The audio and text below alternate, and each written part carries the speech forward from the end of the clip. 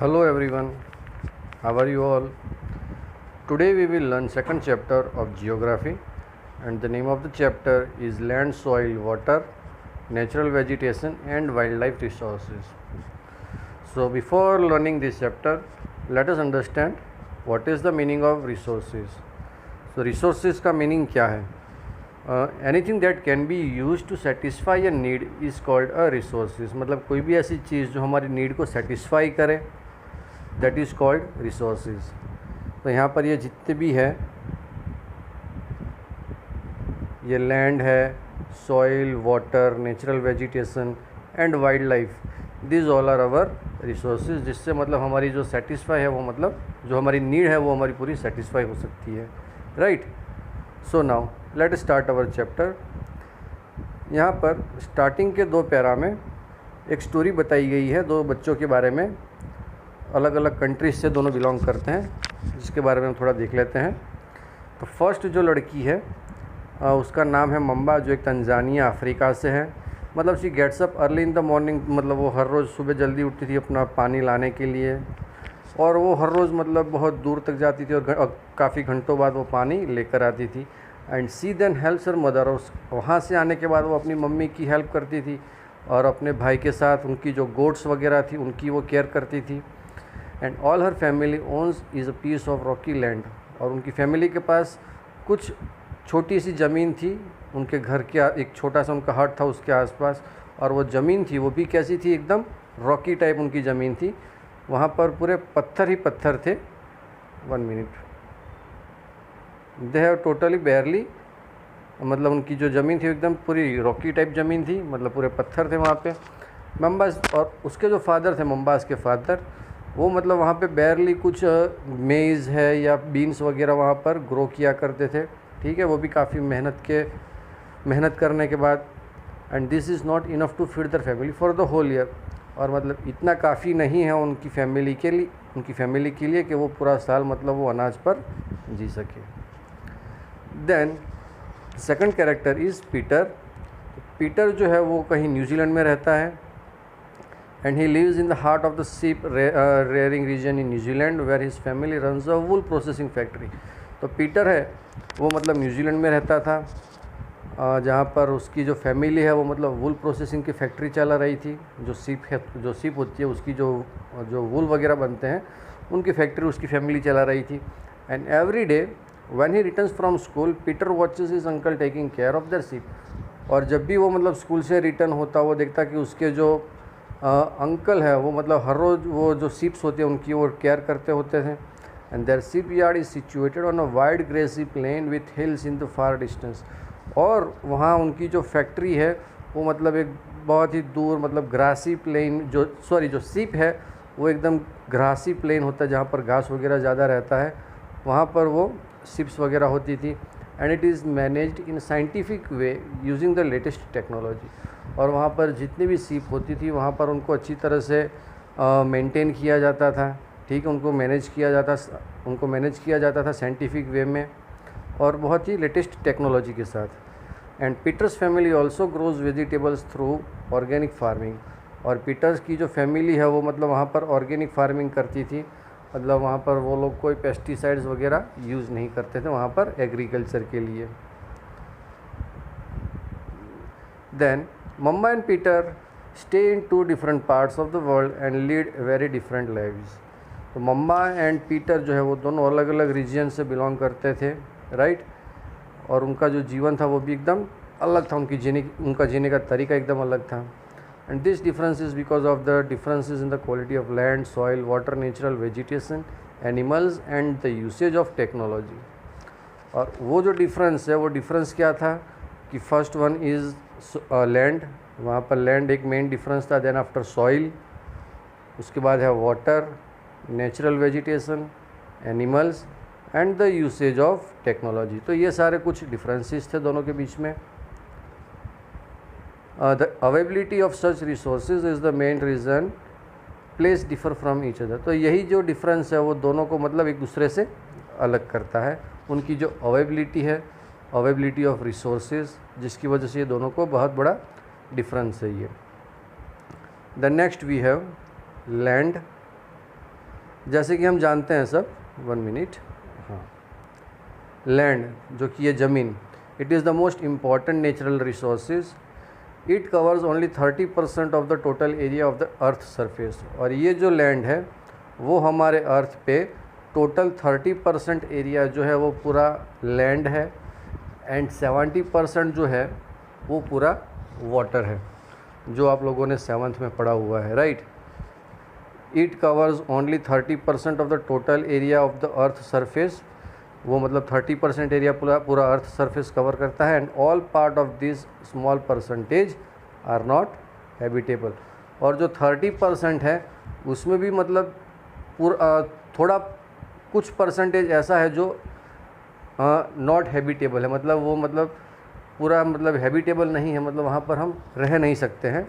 जैसे कि मान लो अगर कोई पूरा कोई बर्फ़ वाला रीजन है जहाँ पर 24 घंटे बर्फ़ होती रहती है, तो वहाँ पर मतलब जीना एकदम मुश्किल है। अगर आप वहाँ पर रहते भी हो तो वहाँ पर आपको बर्फ़ गर्म करके उसका पानी पीना पड़ता है।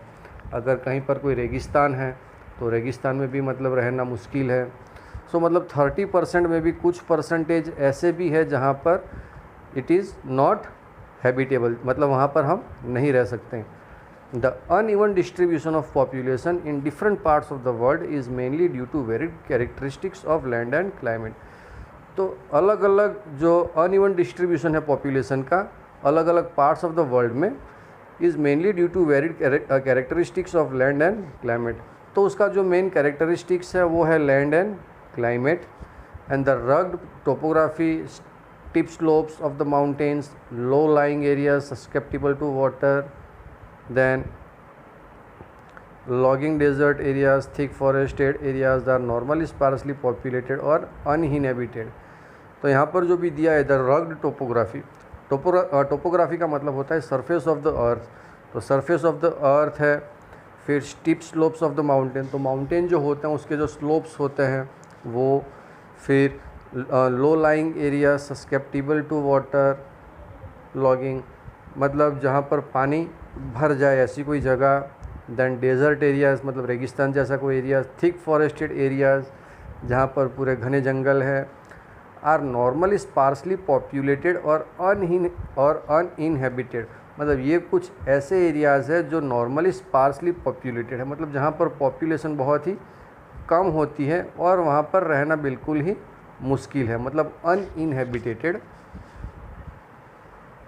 Then plains and rivers valley offer suitable land for agriculture, और जहाँ पर मान लो कहीं पर भी अगर कोई ज़मीन है वो एकदम प्लेन है, ठीक है, और वहाँ पर अगर आसपास रिवर वैली है तो वो क्या करते हैं, it is suitable land for agriculture. तो वो जो ज़मीन वगैरह है वो हमारे एग्रीकल्चर के लिए एकदम सूटेबल है, क्योंकि जो पानी है वो वहाँ से आसानी से प्रोवाइड हो सकता है। जो प्लेन्स है वो भी एकदम हमारे एग्रीकल्चर के लिए एकदम प्रॉफिटेबल है। Hence these are densely populated areas of the world, तो ये जो है वो बहुत ही डेंसली पॉपुलेटेड एरियाज़ होते हैं वर्ल्ड के। Next we have land use. अब हमें लैंड का यूज़ कैसे करना है वो देखते हैं, या हम लैंड का यूज़ कैसे करते हैं वो है, land is used for different purposes such as agriculture, forestry, mining, building houses, roads and setting up of industry.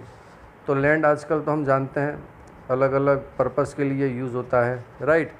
First है एग्रीकल्चर, पहले तो हम एग्रीकल्चर के लिए लैंड को यूज़ करते हैं, खेती वगैरह के लिए, फार्मिंग के लिए यूज़ करते हैं। Then next is forestry, forestry मतलब जंगल के लिए आजकल हम लैंड यूज़ करते हैं, मतलब जंगल को संभालने के लिए यूज़ करते हैं।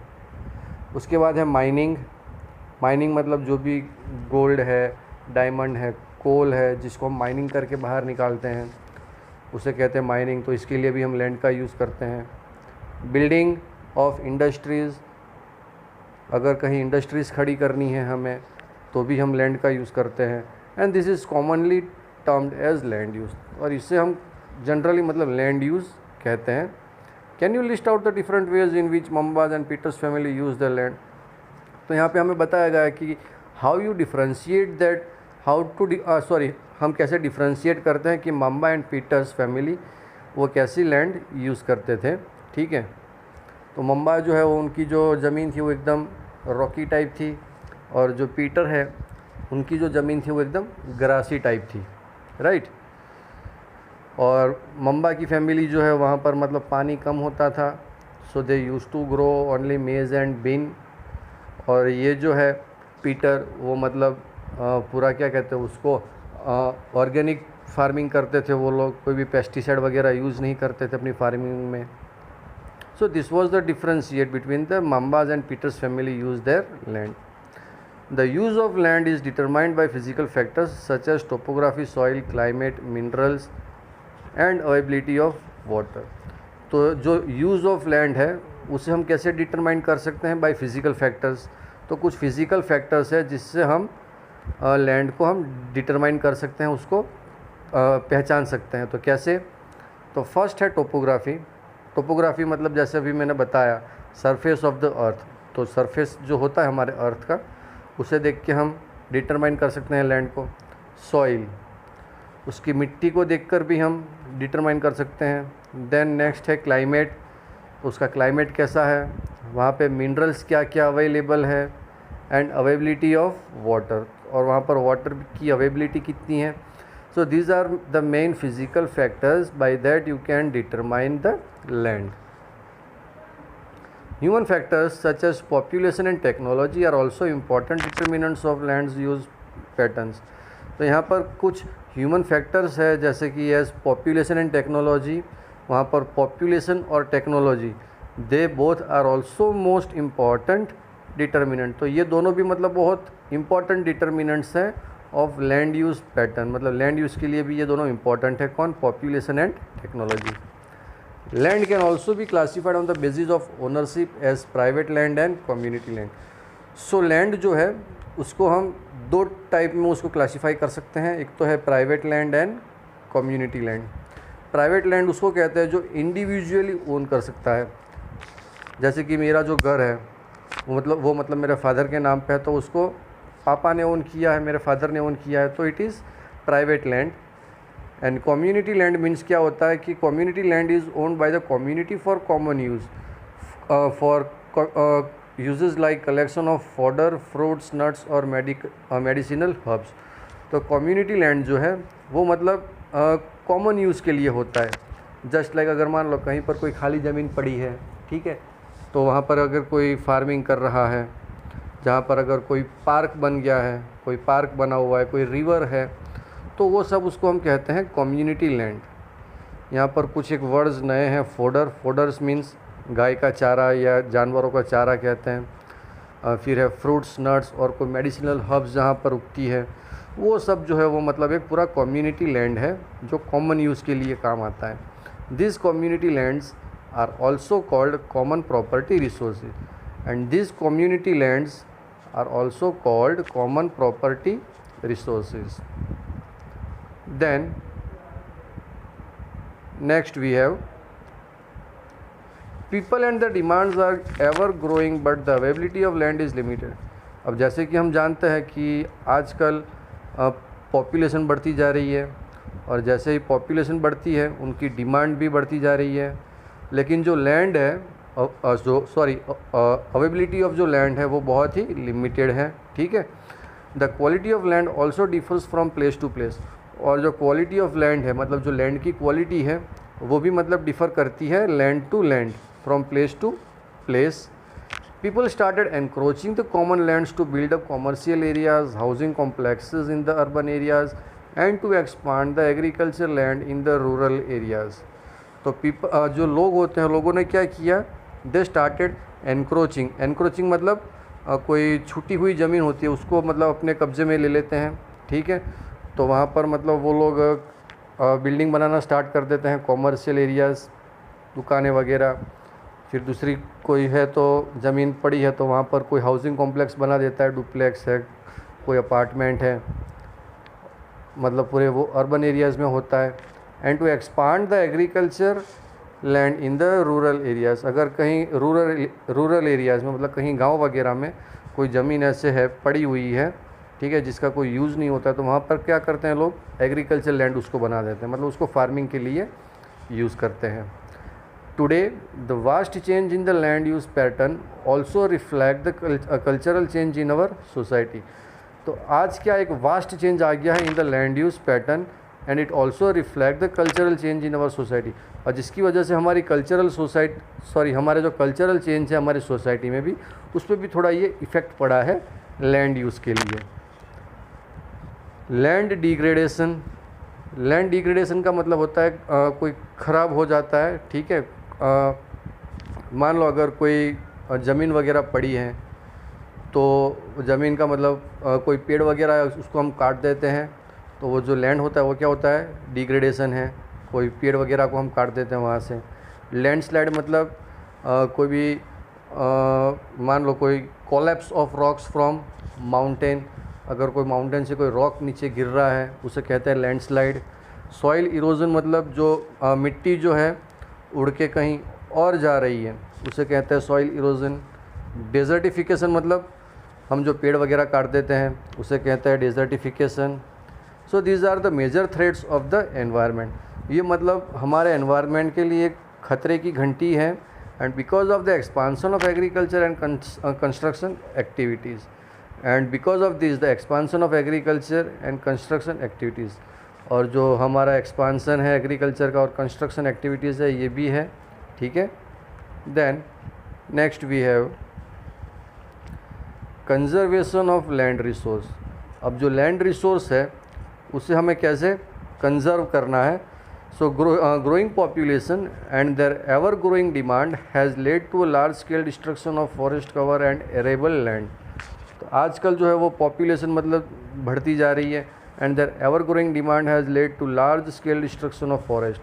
अब जैसे उनकी डिमांड बढ़ती जा रही है तो वो मतलब सिटीज़ की तरफ रहने आ रहे हैं, तो जो जंगल वगैरह होते हैं वो हम काट देते हैं, ठीक है। सो वो डिस्ट्रक्शंस ऑफ फॉरेस्ट कवर हो जाता है, मतलब वहाँ पर पेड़ वगैरह सब पड़ जाता है। And arable land area has created a fear of losing this natural resources. Arable मतलब जहाँ एग्रीकल्चर किया जा सके, ठीक है। तो वहाँ पर भी मतलब जो खेती वगैरह है वो हम हटा देते हैं वहाँ पे, और ये मतलब जो नेचुरल रिसोर्सेज है वो हम खो देते हैं। And therefore the present rate of degradation of land must be check. तो इसीलिए हमें क्या करना चाहिए कि जो डिग्रेडेशन हो रहा है हमारे लैंड का, हमें उस पर ध्यान देना चाहिए। तो क्या क्या चीज़ें हैं ध्यान देने के लिए। तो पहला है अफॉरेस्टेशन। अफॉरेस्टेशन का मतलब होता है कि हमें पेड़ लगाने चाहिए। अफॉरेस्टेशन मीन्स हमें पेड़ लगाने चाहिए। लैंड रिक्लेमेशन मतलब कि लैंड को दोबारा से हमें ठीक करना चाहिए।